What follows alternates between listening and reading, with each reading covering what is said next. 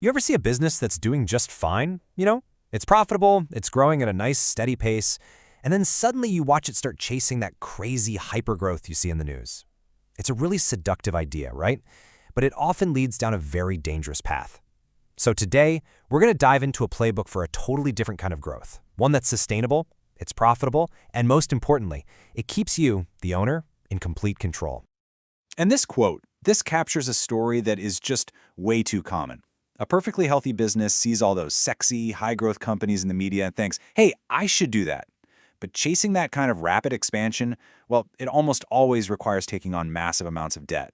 And just like that, the profits vanish, which leads to a huge financial day of reckoning. It absolutely does not have to be this way. All right, so what's our game plan for today? First up, we're going to look at what's called the unprofitable growth trap. Then we'll explore the two fundamental paths you can take for growth.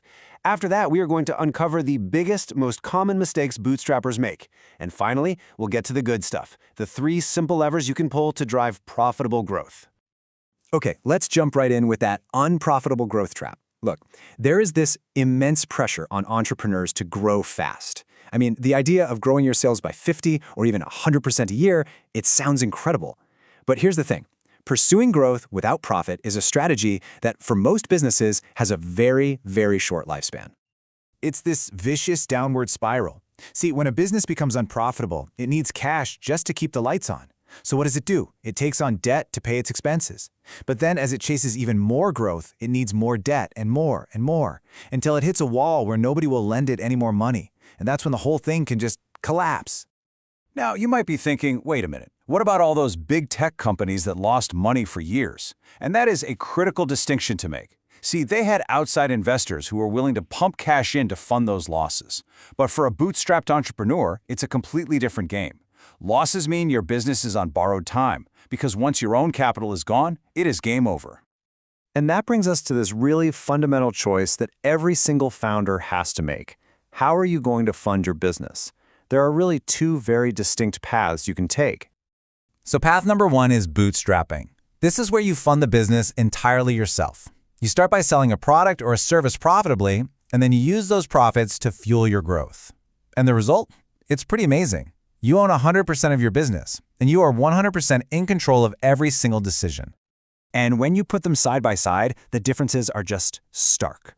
With bootstrapping, you control the pace. With investors, their goal is usually a massive 10 times return on their money, and they often want that within a 36-month exit window. So to protect that investment, they'll usually demand a controlling interest, at least 51% ownership, which means their interests, not necessarily yours, can start driving all the decisions.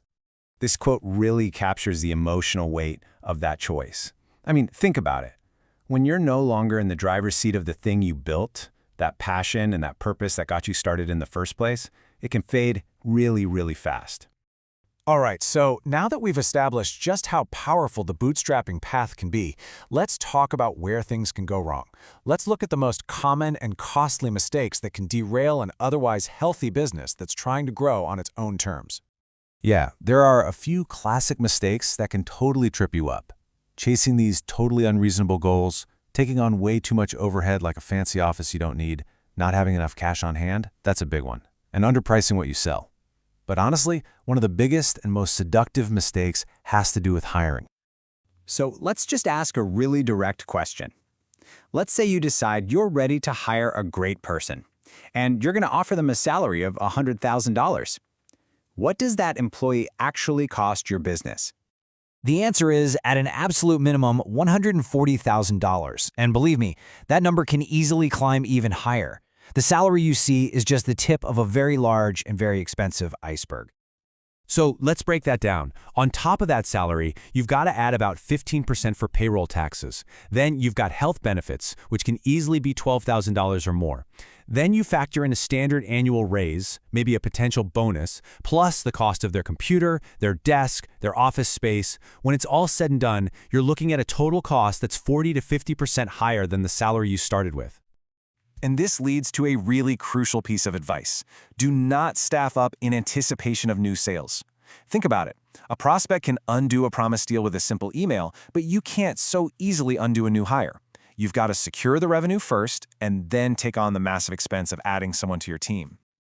Okay, so we've talked about the traps, we've talked about the mistakes. Let's shift gears now and focus on the solution. There's a beautifully simple and really powerful framework for growing your business profitably. And it all comes down to 3 key levers. So, profitable sales really just come down to 3 things. Step 1, get more active customers.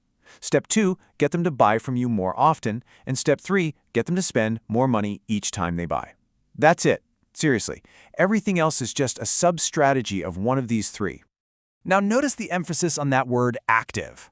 An active customer is not just some one-time buyer. No, these people are the absolute lifeblood of your business. They're the ones who make repeat purchases, they aren't super sensitive about price, and, this is critical, they refer other people to you. They are exponentially more valuable.